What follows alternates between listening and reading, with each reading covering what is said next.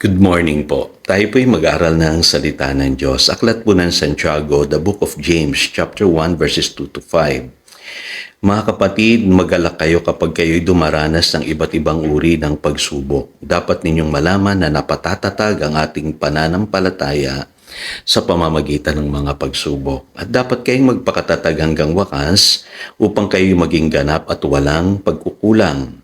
Ngunit kung ang sino man sa inyo ay kulang sa karunungan, humingi siya sa Diyos at siya'y bibigyan sapagkat ang Diyos ay nagbibigay ng sagana at di nanunumbat.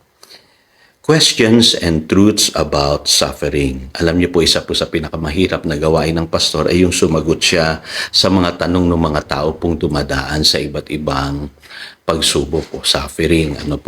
Pero alam niyo po, salamat na lamang po may mga katotohanan sa Biblia na pwede po nating i-share o i-advise sa mga tao pong dumadaan sa iba't ibang uri ng pagsubok. At nakakatulong po itong pag-aaral natin ngayon, specifically dito po sa James chapter 1 verses 2 to 5 para sagutin yung mga katanungan natin about suffering.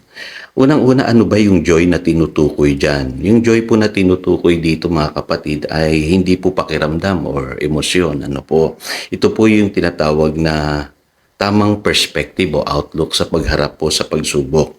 At ang ating Panginoong Hesus mismo sa Hebrews chapter 12 verse 2, meron itong ganitong klaseng joy.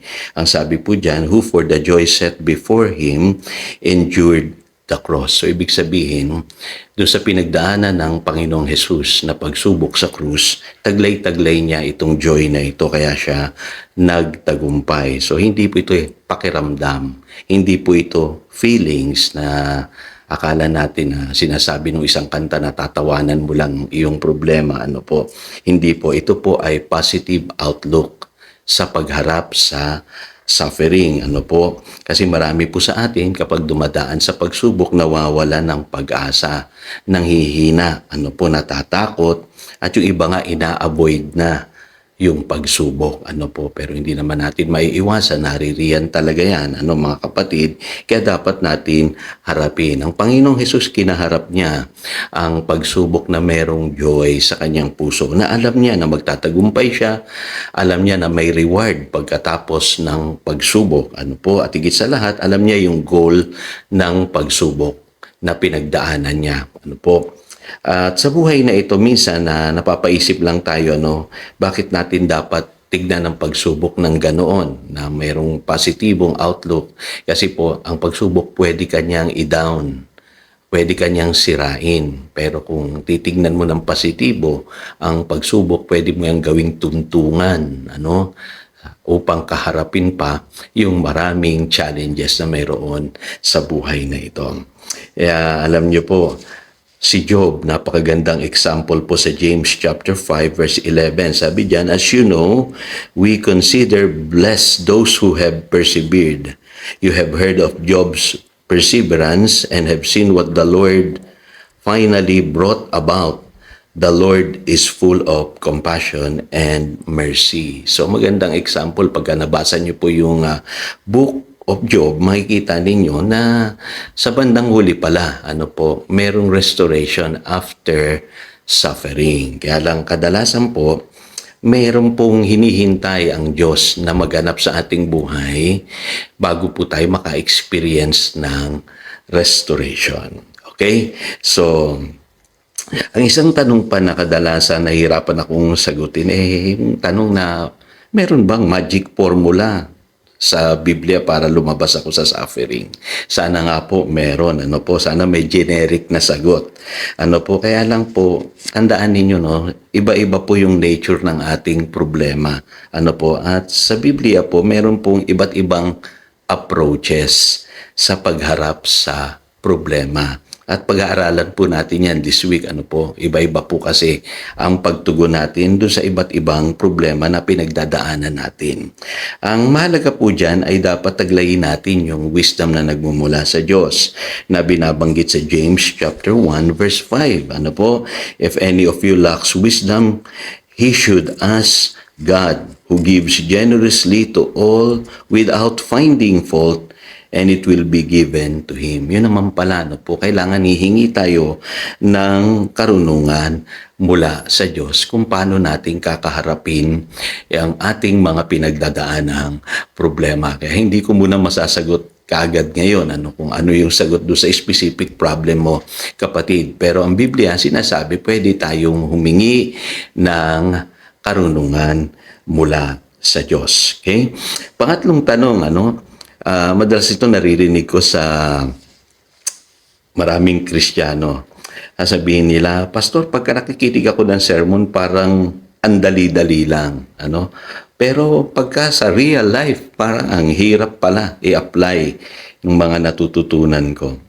Tatapatin ko po kayo, iba talaga yung pong real life applications kesa dun sa sermon lang na napapakinggan ninyo. Kasi madali naman sabihin yung God is good, God is powerful, God is faithful. Pero pagka nasa gitna ka na ng problema, parang iba yata, Pastor, yung nangyayari. Kadalasan, yung nangyayari sa inyo ay yung tinatawag na testing of your faith.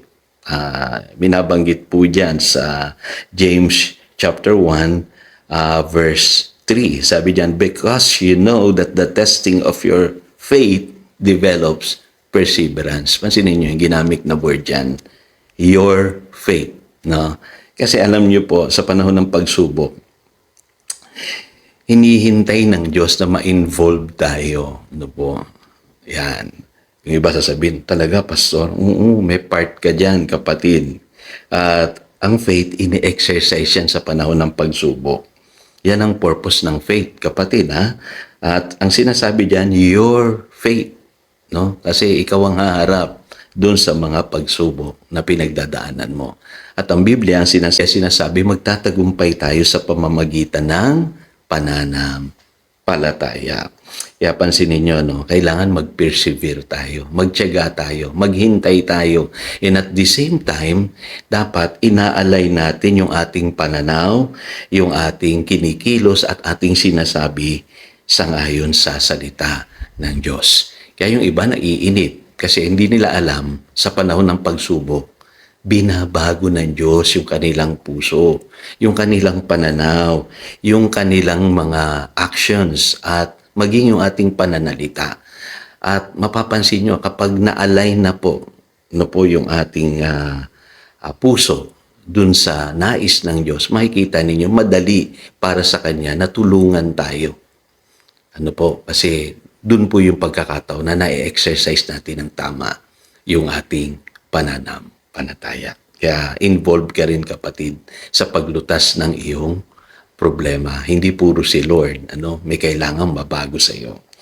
Panghuli, may binabanggit diyan na sinasabi sa verse 4, perseverance must finish its work so that you may be mature and complete, not lacking anything. So, ang tinutukoy dito, maturity. Kaya minsan, sabi natin sa sarili natin, ang hirap-hirap naman palang dumaan sa pagsubok, Pastor. Akala ko ba madali lang yan pagka na kay Lord ka na. Pero alam niyo po, may proseso. May proseso talaga pag dumadaan tayo sa pagsubok. At dito po natitest yung ating maturity. Yung iba kasi akala nila matured na sila dahil matagal na sila sa church. Marami na silang ministry, marami na silang involvement sa gawain ng Panginoon. Pero alam niyo po ba na ang maturity nakasalalay yan sa paglago natin sa character, sa pag-uugali natin, kung nagiging Christ-like ba tayo. Pangalawa, doon sa pananaw natin sa buhay, sa revelation na mayroon po tayo tungkol sa salita ng Diyos. At sa panahon ng pagsubok, doon tayo nahuhubog. Nabubuo po yung karakter, tumatama po yung pananaw natin sa buhay.